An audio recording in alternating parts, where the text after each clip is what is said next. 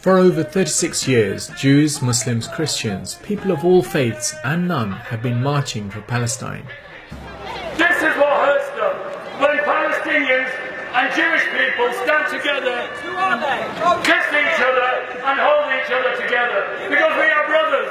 You are imposters, Zionists, you're imposters.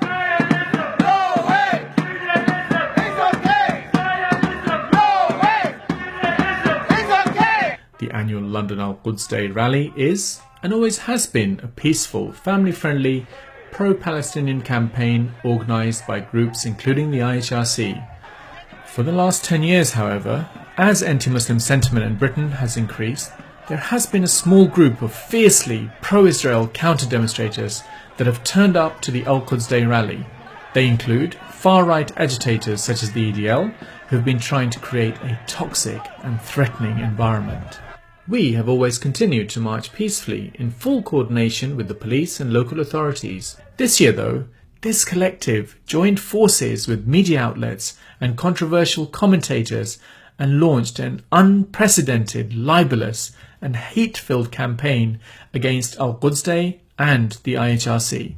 The so-called Islamic Human Rights Commission, the IHRC, a Khomeinist backing organisation, a pro-Iranian regime organisation that wants to raise Hezbollah flags in London today. The London Bridge attacker, none other than Khurram Butt, was flying the ISIS flag with impunity in our parks to the point where he was brazenly displaying it on a television documentary, and the police therefore knew this guy was an ISIS supporter. He ends up stabbing people on London Bridge. He was flying this ISIS flag with impunity and nothing was done. He ends up stabbing people in London Bridge. 2 weeks afterwards, up to 1,000 people are going to be flying another terrorist flag in our city. And so, with full impunity and without giving IHRC or Quds Day organisers a right to reply, this outrageous rhetoric was given a platform by mainstream outlets like LBC. Controversial commentators like Majid Nawaz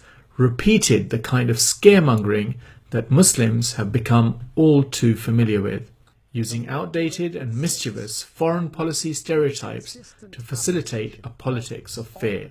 A strategy long peddled by neocons and fascists, and now by so-called anti-terror Muslim reformists. In outrageously libelous claims, thousands of ordinary British Muslims and non-Muslims who have been marching peacefully for nearing 4 decades were likened to ISIS, and a direct connection made between them and the recent London Bridge terrorist attacks.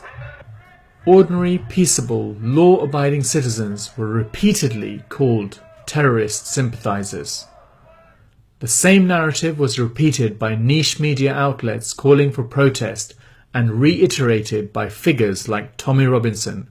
The Zionist Federation launched an unprecedented campaign to pressure police and the mayoral office to ban the march. Simultaneously, the IHRC and Quds Day organisers started receiving death threats and calls for the march to be attacked.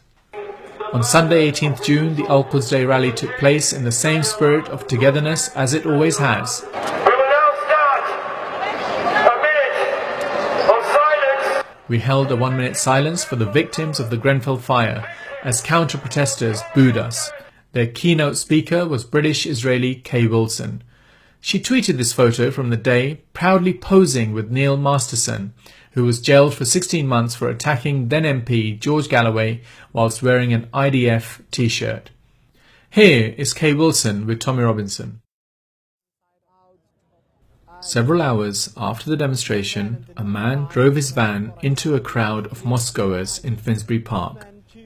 1 man died and 10 were injured in the terrorist attack.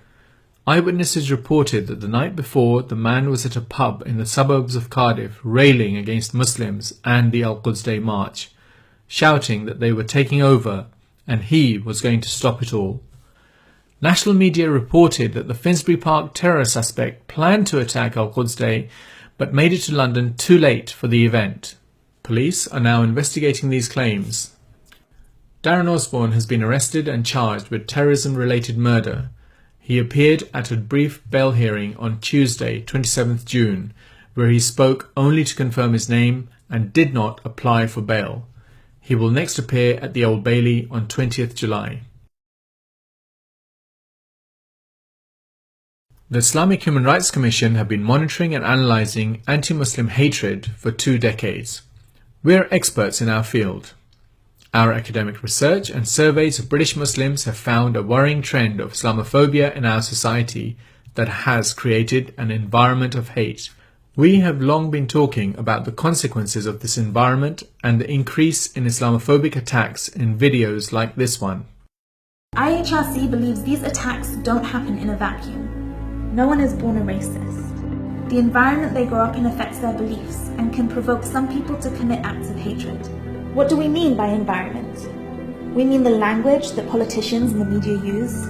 We mean the laws and policies made by the government and its institutions. The inevitable effect of the laws, the policies, the media, and the negative rhetoric of politicians is to create an environment of hate. When Muslims are continuously demonized, it becomes easy to attack them, and easier to do other things too, like start wars in Muslim countries.